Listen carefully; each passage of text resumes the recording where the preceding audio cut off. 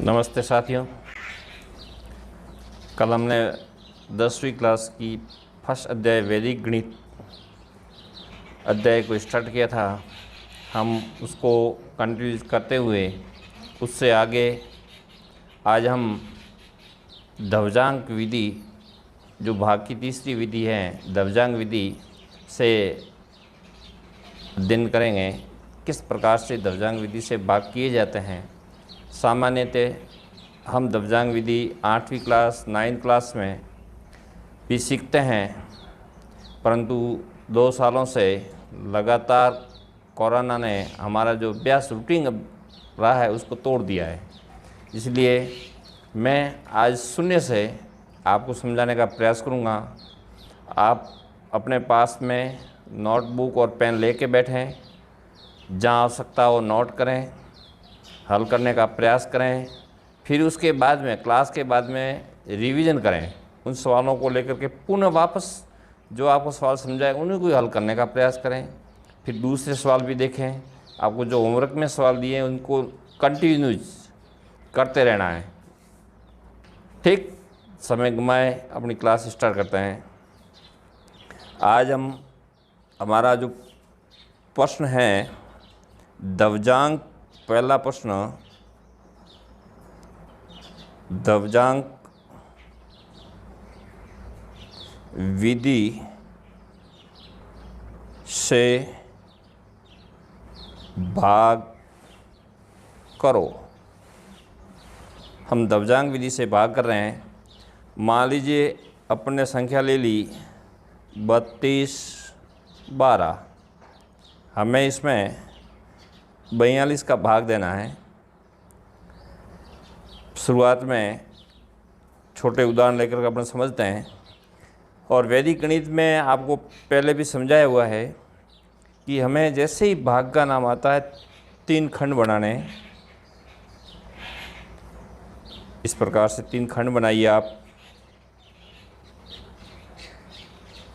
3 खंड बनाने के बाद में जो हमारे इसमें जिसका भाग दिया जाता है, भाग का जो पहला वाला अंक है, जैसे इसमें 42 में ये जो 2 हैं इसको ध्वजांक बोलेंगे, और जो 4 हैं इसको बोलेंगे मुख्य अंक।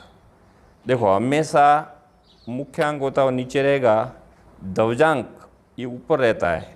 ये 2 है वो ध्वजांक है। वैसे भी अपन समझते हैं ध्वज होता है वो ऊपर ही होता है, इसलिए जो हमारा जो ध्वजांक है ये 2 अच्छे ढंग से देख लीजिए, ये 2 ऊपर ही रहेंगे। फिर हमें ये देखना है कि जो ध्वजांक में कितने डिजिट हैं, यानी कितने अंक हैं, 1 है या 2 है। अपने यहाँ 1 ही है, तो इस जिस संख्या का हमें भाग देना है उस संख्या का 1 अंक अर्थात इकाई अंक हम तृतीय खंड में लिख लेंगे। ये 2 या तृतीय खंड में लिखा, ध्यान से लिखा। फिर हमारे पास में संख्या बचती है 321। इसको देखो जगह रखते हुए लिखना है। पहले ये 3 लिखो, उसके बाद में ये 2 लिखो, उसके बाद में ये 1 लिखो। इसके बीच में देखो काफ़ी गैप छोड़ा मैंने, आपको भी ऐसे गैप छोड़ना है। ठीक है, इसमें हम एक यहाँ संकेत लिखेंगे, संकेत, उनको भी आप नोट करते जाइए, अच्छे ढंग से देखिए इसको। सबसे पहले हमें क्या करना है, क्या हमने जो भाग लिया है 4 का भाग 32 में जाता है? बिल्कुल जाता है। परंतु जब 4 का भाग हम 32 में देंगे वो भाग तो 8 बार जाएगा। 8 बार भाग हमने दे दिया तो हमारे पास बचेगा 0, इसलिए संशोधित भाज्य नहीं होगा। इसलिए हमें क्या करना है, हम इसमें 7 बार भाग देंगे। ये 7 बार दिया तो शेष बचेंगे 4। यहाँ देखो 4 इस दोनों के बीच में लिखो। अब जो हमें नया भाज्य मिलेगा, यहाँ लिखना आपको नया भाज्य, इसको बोलते हैं नया भाज्य। नया भाज्य में क्या है, देखो हमने ये नीचे 4 लिखा, इन दोनों को साथ में मिलाते हुए 41 हो जाएगा। अब हम इसमें करेंगे संशोधित भाज्य, संशोधित भाज्य। अब संशोधित भाज्य कैसे करते हैं, देखो ये 41 है, कहाँ से है 41 भाई, यहाँ से आए देखो ये। फिर हमें क्या करना है, ये जो हमारा भागफल था 7, 7 और 2 से गुणा करना है। 7 और 2 से गुणा कर 14 होते हैं, तो यहाँ 14 लिखेंगे। आप कहेंगे कि इसमें भाग तो 8 बार जा रहा था, सर ने 7 बार ही क्यों दिया। यदि हम 8 बार पूरा पूरा भाग दे देते तो हमारे पास जो नया भाज्य बनता, वो संशोधित भाज्य के बाद संख्या आती वो 41 ही होती, 41 ना होकर के 01 होती। उसमें से हम 16 नहीं घटा सकते थे, इसलिए हमें एक बार कम भाग दिया। एक अगले उदाहरण से और समझेंगे। जब हम घटाएंगे तो ये देखो 7 और 2 27, 27 बचते हैं। 27 में हमें 4 का भाग देना है। कितनी बार जाएगा, 6 बार गया। इसके सीध में नीचे लिख लीजिए 6। अब शेष कितने बचे, 27 में से 6 बार देने का मतलब 24 हो गए, तो शेष कितने बचे, 3 बचे ना। 24 को 27 में से घटाने पर हमारे पास में आएंगे 3। वो 3 या थोड़े नीचे यहाँ 3 लिखेंगे और ये कहलाएगा वापस नया भाज्य। ये नया भाज्य हमें 32 प्राप्त हुआ है। अब हम करेंगे संशोधित भाज्य। संशोधित भाज्य, अब संशोधित भाज्य कैसे आएगा, देखो ये है भागफल और ये द्रव्यांक, इसको द्रव्यांक बोलते हैं। 2 को 2 और 6 का आपस में गुणा करो, कितने आएंगे, 12। 12 को घटा दो, ये आगे 20। अब देखो भाई तीसरा खंड है, तीसरे खंड में भाग क्रिया नहीं होती है, ये शेष फल बचेंगे। हमारे पास जो 20 हैं इसमें हमें भाग देने की कोई ज़रूरत नहीं है, ये शेष फल आएगा। तो ये है शेष फल और ये है भाग फल, ठीक है। तो यहाँ 76 शेष फल हैं, 20 भाग फल हैं। इसको अच्छे ढंग से एक अपन दूसरे उदाहरण से समझते हैं।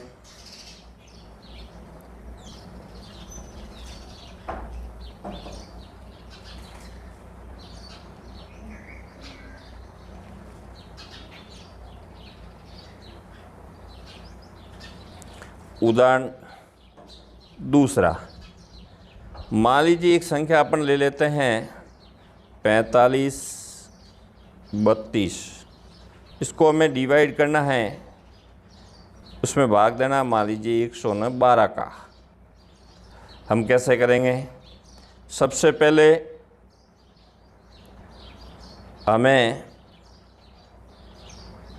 112 में भाग देना है। क्या करना पड़ेगा, 3 खंड बनाएंगे। देखो 3 खंड किस प्रकार से बनाएंगे उसको देखो, यहाँ ये 3 खंड बनाएंगे। अब हमारे पास में 112 है। अब क्या हम मुख्य अंक 1 भी रख सकते हैं, क्योंकि 1 का भाग देना आसान है, परंतु द्रव्यांक कितना है 12। फिर 12 का गुणा करने में दिक्कत आएगी। जबकि हम यदि द्रव्यांक 2 मान लेते हैं और मुख्य अंक को 11 मानते हैं, द्रव्यांक 2 मान लें, मुख्य अंक 11 मान लें। जब 11 मानेंगे तो 11 का पार्ट हम इजीली से बोल सकते हैं, या तो 11 लिख लेंगे और ये 2 लिखेंगे द्रव्यांक। अब देखो वापस वही बात, द्रव्यांक में कितने अंक हैं, जो ऊपर लिखा जाता है उसको बोलते हैं द्रव्यांक। क्या बोलते हैं, द्रव्यांक। और जो नीचे लिखा जाता है इसको क्या बोलते हैं, मुख्यांक। तो द्रव्यांक 2 हैं और मुख्यांक कितने हैं, 11। अब द्रव्यांक में कुल कितने डिजिट हैं, डिजिट का अर्थ अंक, कितने अंक हैं, 1। तो इस संख्या का जिसका भाग देना उस संख्या का 1 अंक हम तरते खंड में लिखेंगे। ये तरते खंड, अब तरते खंड में आप लिखोगे, ये तरते खंड है, तरते खंड में यहाँ आ जाएगा 2। शेष अंक आप ऐसे लिखिए 4, फिर जगह छोड़िए 5, फिर इसके बाद में लिखिए 3, जगह छोड़ते हुए, क्योंकि इसके बीच में वापस कोई अंक आ सके। देखो अब यहाँ 11 का भाग 45 में देंगे, भाई 1 अंक में 4 में तो जाएगा नहीं, तो हमें दोनों अंक साथ में लेने पड़ेंगे। जब हम दोनों अंक को साथ में लेंगे तो ये 45 है, 45 में हम 11 का भाग देंगे तो 11 का भाग गया 4 बार, शेष बचा 1, वो 1 यहाँ लिखेंगे। अब ये क्या कहलाएगा भाई, हम यह संकेत के रूप में लिखेंगे, संकेत। सबसे पहले लिखना आपको नया भाज्य। क्या लिखना है?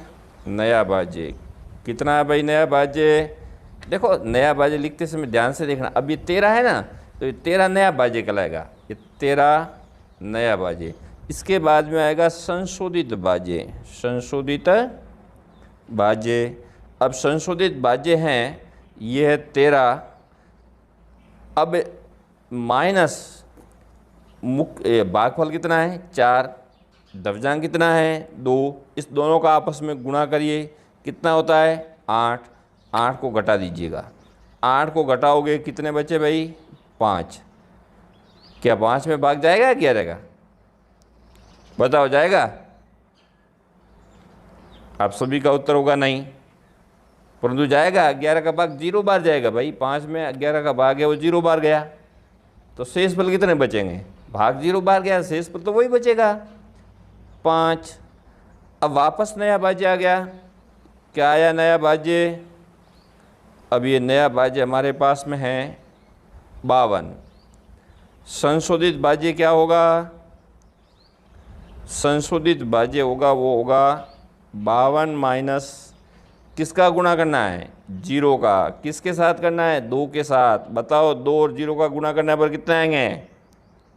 2 नहीं, 0 आएगा भाई। यहाँ इन आपस में इस दोनों का गुणा करेंगे तो कितना आएगा? हमेशा किसी भी संख्या का 0 से गुणा करने पर 0 आता है।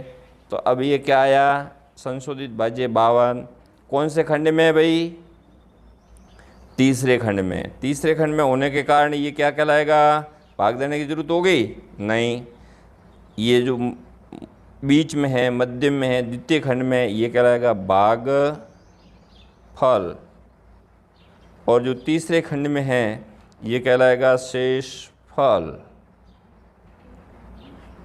ठीक, एक बार पुनः देखो।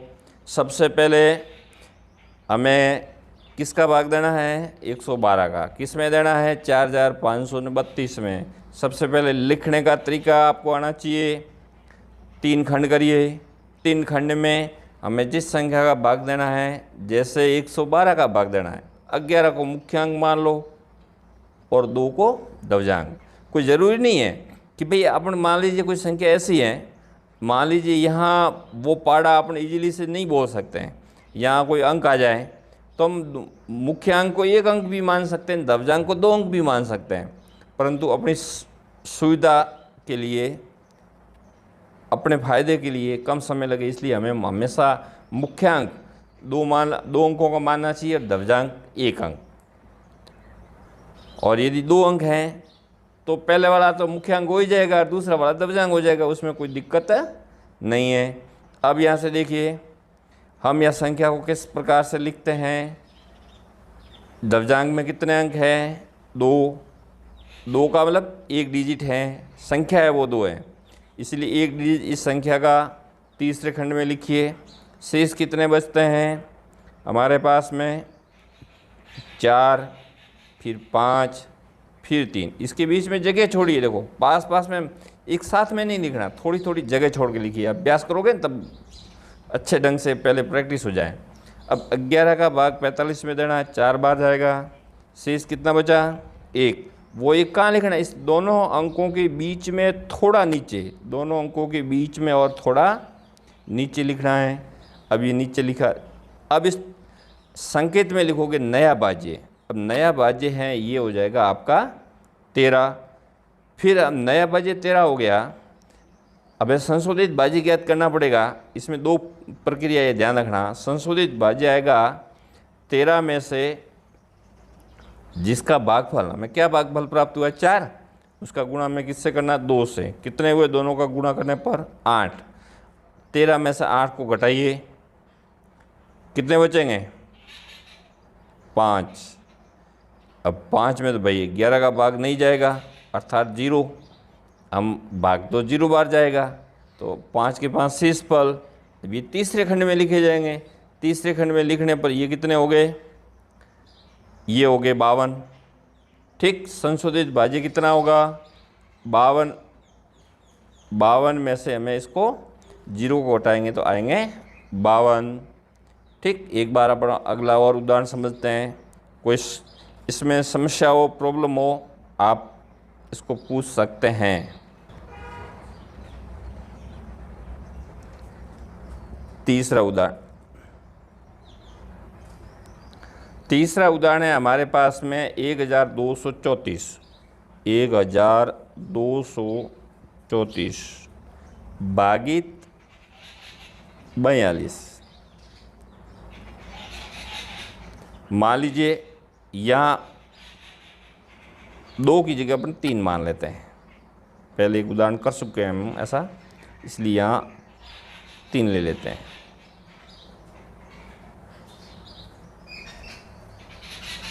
कितने खंड करना है? 3। देखो मुख्यांक कितना होगा? 4। द्रव्यांक कितना होगा? 2। फिर कैसे लिखोगे? ये 4 यहाँ आ गया। शेष कितने अंक है?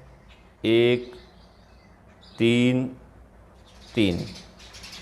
अब हमें क्या करना है? 4 का भाग देना है 13 में। 1 में तो जाएगा नहीं, तो हम दोनों अंक साथ में लेंगे ना। तो 13 में बताओ कितनी बार जाएगा? आपका उत्तर होना चाहिए। मन में विचार करो कि क्या संख्या आएगी, कितनी बार भाग जाएगा। हाँ, मुझे सुनाई दे रहा है, कईयों के सही है, कईयों के गलत है। अब इसका भाग गया इसमें 3 बार। शेष कितने बचे? 1। कहाँ लिखोगे? 1 इस दोनों के मध्य, यानी नया भाज्य क्या मिला हमें? नया भाज्य 13। संशोधित भाज्य क्या है? संशोधित भाज्य 13 में से किस किस का गुणा करेंगे भाई? ये क्या है? द्रव्यांक 2, भागफल कितना है? 3। इनका आपस में गुणा करो, कितना है? 6। आपके इसमें कई ऐसे सवाल होंगे, आप हल करोगे ना, जब हल करने बैठोगे तो कई समस्या आएगी। अब नहीं समझ में आया तो मुझे कमेंट बॉक्स में लिख करके भेजना, मैं वापस इसको समझाने का प्रयास करूँगा। अब हमारे पास है 7 और हमें भाग देना है इसका 4 का। हमेशा मुख्यांक का ही भाग देते हैं। तो 4 का भाग कितनी बार जाता है? 7 में 1 बार। ये दे दिया 1। कितने बचेंगे भाई? 3। कहाँ लिखना है? या इस दोनों अंकों के बीच में तीसरे खंड में आएंगे, इसके बराबर लिखेंगे? नहीं, थोड़ा नीचे, ये नहीं। अब नया भाज्य कितना आया? भाज्य 34। संशोधित भाज्य क्या है भाई? 34 में से 1 का 2 से गुणा करना, 2। कितना है? 32। ये तीसरे खंड में है 32, यानी क्या होगा? ये शेषफल होगा। शेषफल। बीच वाला अंक क्या कहलाता है? भागफल। ठीक। इस विधि का नाम क्या है? हमेशा नाम भी याद रखना। इस विधि का नाम है द्रव्यांक विधि। हमने कल कौन सी विधि सीखी थी? निखिलिम विधि। निखिलिम विधि में 100, 10, 1000 इसको क्या बोल रहे थे? आधार। यह तो है ना। चलिए नेक्स्ट अपन लेते हैं चौथा उदाहरण। चौथा उदाहरण है 98,765। 98,765 किसका देना है भाग भाई? इसमें हमें भाग देना है 87 का, 87। ये 87। ठीक। कितने खंड करेंगे? 3। ये 3 खंड हो गए। 8 क्या होगा? मुख्यांक। 7 क्या होगा? द्रव्यांक। अब बताओ तीसरे खंड में कितनी संख्या आएगी? 1 डिजिट आएगा। इस संख्या का अंतिम डिजिट 5। अब हमारे पास कितने शेष संख्या को लिखिए? ये 9, ये 8, ये 7, ये 6। जगह स्पेस रखा है, स्पेस से लिखिए। आपको भी इस जगह रखना है। अब यहाँ लिख लेते हैं संकेत संकेत प्रैक्टिस करोगे ना बार बार, तो ये संकेत आपको अच्छे ढंग से समझ में आ जाएंगे। फिर आप सबसे पहले हमें 8 का भाग देना है। किस में देना है भाई, ध्यान से देखना, आपकी बार बड़ा अच्छा उदाहरण है यार, थोड़ा बड़ा है। तो 9 में दोगे 8 का भाग, कितनी बार जाएगा, ये गया 1 बार, 8 एकम 8, क्या बचा भाई शेष 1। कहाँ से आया 1, 9 में से 8 को घटाया। कहाँ लिखोगे 1 को, इस 9 और 8 के बीच में, ठीक है ना। अब आप यहाँ क्या लिखोगे, नया भाज्य, क्या लिखोगे, नया भाज्य। कितना है नया भाज्य, 18। अब संशोधित भाज्य क्या आएगा भाई, संशोधित भाज्य आएगा 18 में से किसका गुणा करेंगे, भागफल और दवजांक का। भागफल कितना है 1, दवजांक कितना है 7, 7 और 1 का गुणा करने पर कितने आते हैं 7, यहाँ लिखिए 7। घटाओ कितना है 11। अब बताओ 11 में 8 का भाग कितनी बार जाएगा भाई, 1 बार, 1 बार जाएगा, तो यहाँ लिखा 1। अब शेष फल कितने बचेंगे, कौन बताएगा, शाबाश। 11 में से किसको घटाओगे तो शेष फल आएंगे, 8 का पाठ हमने 1 बार बोला, तो 8 को घटा दो, कितने बचे 3। अब 3 कहाँ लिखोगे भाई, देखो इस दोनों अंकों के बीच में थोड़ा सा नीचे, अब ये क्या कहलाएगा, नया भाज्य, ठीक है, ये कहलाएगा नया भाज्य। क्या है नया भाज्य, 37। क्या होगा, संशोधित भाज्य, संशोधित भाज्य होगा 37 में से वापस 7, क्योंकि एक बार गया 7, घटाओगे कितने आए 30। अब हमें 30 में किसका भाग देना है, 8 का। हमेशा भाग किसका दिया जाता है, मुख्यांक का। भाग दो, 8 एकम 8, 8 दूनी 16, 8 तिया 24, 832 ज़्यादा हो जाते हैं, तो भाग जाएगा 3 बार, कितने आए 24। 24 घटा दो 30 में से, कितने बचे 6, 6 यहाँ लिखो, तो ये वापस हो जाएगा नया भाज्य, नया भाज्य। कितने हुए 67। अब संशोधित भाज्य कैसे ज्ञात करोगे, संशोधित भाज्य क्या है आपका, यहाँ भागफल 3, दवजांक कितना है 7, 3 और 7 का गुणा करके कितना है 21, 21 को घटाओ कितने बचे 5 और 4 45। अब हमें 45 में किसका भाग देना है, 8 का। कितनी बार जाएगा 5 बार, 8 पंजे 40, कितने बच गए भाई, ये तो 45 थे, 8 पंजे 40 होते हैं, 5 5 यहाँ लिख लो। ये देखो तीसरे खंड में पहुँच गए, तो नया भाज्य क्या हुआ, नया भाज्य हो जाएगा आपका 55। संशोधित भाज्य क्या होगा, अब तो याद हो गया ना, बार बार आप बार बार प्रैक्टिस करो तो याद हो जाएगा। और पेन और कॉपी नहीं पकड़ी तो कोई प्रैक्टिस नहीं होगी, पेन कॉपी गणित के लिए ज़रूरी है।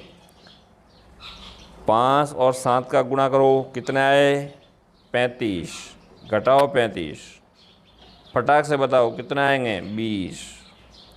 कहाँ लिखे जाएंगे तीसरे खंड में। इसका मतलब ये क्या है, शेष फल हैं, शेष फल। और ये क्या होगा, भाग फल। ठीक, एक बार आपको बीच में कल हमने जो निखिल विधि सीखी थी,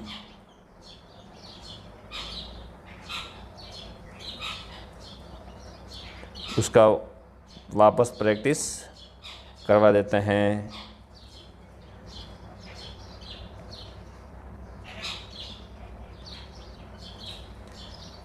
क्या नाम था भाई, निखिलम विधि, नाम याद रखना, निखिलम विधि।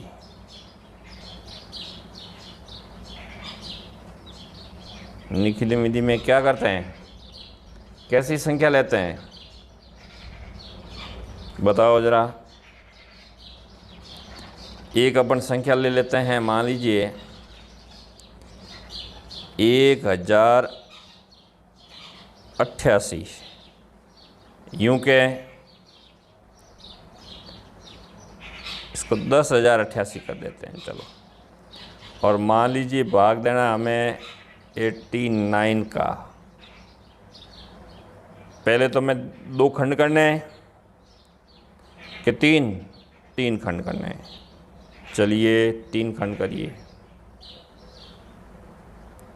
ये 3 खंड। एक आया आधार, क्या होगा आधार,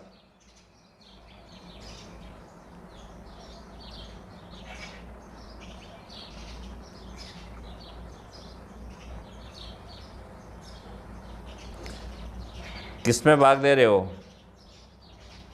10,088 में। किसका दे रहे हो, 89 का, 89 का, यानी 100 के आसपास हैं, तो आधार क्या होगा, 100।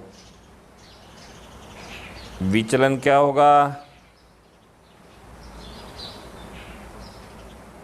विचलन होगा, विचलन का था फैलाव, 100 से कितने कम है या 100 से कितने अधिक है, बताओ 100 से कितने कम है या अधिक है, उसका गैप कितना है, 100 में से कितने घटाने, 89, कितने आएंगे, 11। ये क्या है 11, बताओ 11 क्या है, विचलन है। अब हम सबसे पहले संख्या को लिखेंगे, या सबसे ऊपर लिखेंगे 89, नीचे कितने आएंगे, 11। अब संख्या को कितने अंकों को भाई तीसरे खंड में लिखेंगे, कितने शून्य है आधार में, 2 अंक यहाँ लिखिए। शेष अंक क्या है, 1 0 0, ठीक है। अब इसको कैसे करेंगे, ये मैं साथ में क्यों करवा रहा हूँ मैं, कि थोड़ा बहुत दोनों साथ में करें तो अंतर पता लगेगा, इस विधि में इस विधि में क्या अंतर है।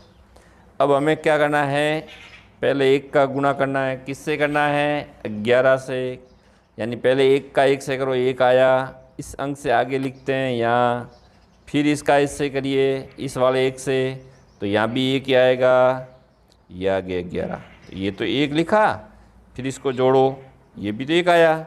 अब इसी 1 का गुणा वापस 11 से करना है और इससे आगे लिखना है, 1 का गुणा 1 से करो 1, वापस 1 का गुणा 1 से करो, यहाँ आया 1, ठीक।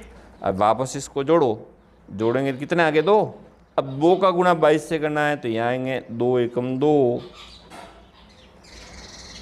और 2 एकम 2, जोड़िए, शून्य हंस लगी 1, 10 11 और 1 12। देखो अब यहाँ शेष फल कितने बच रहे हैं, 120, और हम भाग किसके दे रहे हैं, 89 का, तो 120 तो ज़्यादा है, इसका मतलब एक बार तो भाग और जरूर जाएगा। तो इसको हम बोलते हैं संशोधित भाज्य। वैदिक गणित में इस विधि में, ये कल से थोड़ा सा आगे हैं, इसको बोला जाता है संशोधित भाज्य। कैसे करेंगे ध्यान से देखना, कुछ नहीं करना, यहाँ प्लस का 1 कर लो क्योंकि एक बार ही भाग जाएगा 120 में, और यहाँ से 89 को घटा दीजिए। देखो 10 में से 9 गए 1, 11 में से 8 गए 3, और यहाँ 1 जोड़ेंगे तो कितने होंगे, पहले कितने थे 112, अब कितने हो गए 113। तो ये क्या है, भागफल हैं, ये क्या है, शेष फल हैं। ठीक, कल से थोड़ा सा आगे हैं, एक बार यहाँ माइनस करेंगे क्योंकि हमारा जो शेष फल बचता है वो हमेशा जिस संख्या का भाग देते हैं उस संख्या से कम ही बचना चाहिए। अब अधिक बच रहा है इसका मतलब तो और भाग जा रहा है, तो हमने एक बार और भाग दे करके या 112 के स्थान पे 113 कर दिया, और इसमें से जो शेष फल थे 120 के स्थान पर अब कितने बचेंगे, 31। ठीक, चलिए नेक्स्ट आगे एक हम वापस दवजांग पे आते हैं। और अब की बार एक संख्या मन से अपन ले लेते हैं। ठीक, इसमें भाग देना हमें 91 का। चलिए 91 का कितने खंड बनेंगे भाई?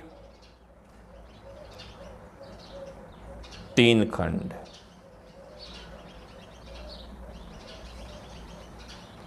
यहाँ क्या लिखते हैं? संकेत।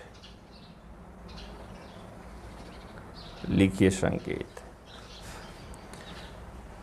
अब देखो हमें भाग देना है 91 का, तो इसका जो मुख्यांक होगा वो तो 9, ये मुख्यांक है वो 9 है, और द्रव्यांक कितना है? 1। इस खंड में कितने अंक आएंगे भाई? तीसरे खंड में सिर्फ 1 अंक आएगा, वो क्या आएगा? 4। शेष लिखें 5, 4, 6 और 7। चलो भाग दीजिए, 9 का भाग दीजिए 54 में। कितनी बार भाग गया? 6 बार। यहाँ लिख लिए 6।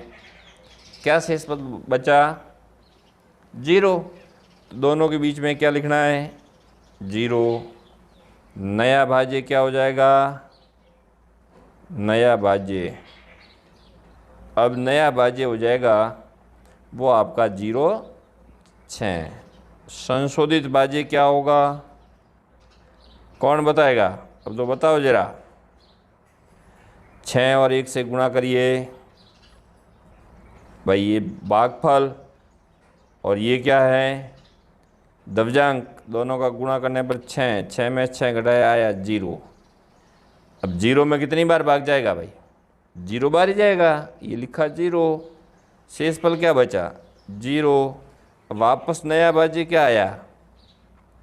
नया भाज्य।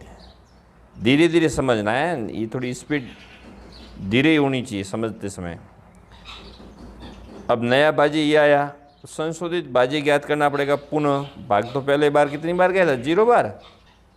अब 0 का किसी भी संख्या से गुणा करो तो क्या आएगा? 0, यानी 7 आ गया। 7 में 9 का भाग जाएगा क्या? नहीं जाएगा, इसलिए यहाँ पर भी क्या आएगा? 0। अब शेष पर कितने बचेंगे? 7। तो नया भाज्य क्या हुआ? नया भाज्य हो गया हमारे पास में 74। संशोधित भाज्य क्या होगा?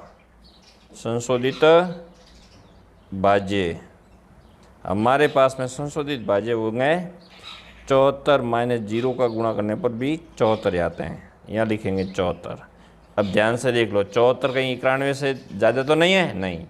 तो ये शेष फल हैं, ये हैं शेष फल। और ये क्या है? भाग फल। देखो इसमें आपको लंबी प्रैक्टिस करनी है, इसलिए मैं आपको होमवर्क के लिए जो सवाल मिलेंगे आपको गृह कार्य के लिए, गृह कार्य मन लगा करके नेक्स्ट क्लास से पहले, कल जो अपना वीडियो आएगा उससे पहले पहले इनका अभ्यास अच्छे ढंग से कर लीजिएगा। देखो पहला प्रश्न, इसमें भाग आपको देना है 42 का। दूसरा प्रश्न 86, 90 भाग दोगे 71 का। तीसरा प्रश्न 5, 6, 7, 2, इसमें भाग देना है। चलिए 162 का दे दीजिए। फिर चौथा 9, 7, 6, 2, इसमें हमें भाग देना है 52 का। ठीक, अब नेक्स्ट अगली क्लास कर लेंगे। तब तक सुरक्षित रहिए, अपने माता पिता का सम्मान कीजिए। जय हिंद।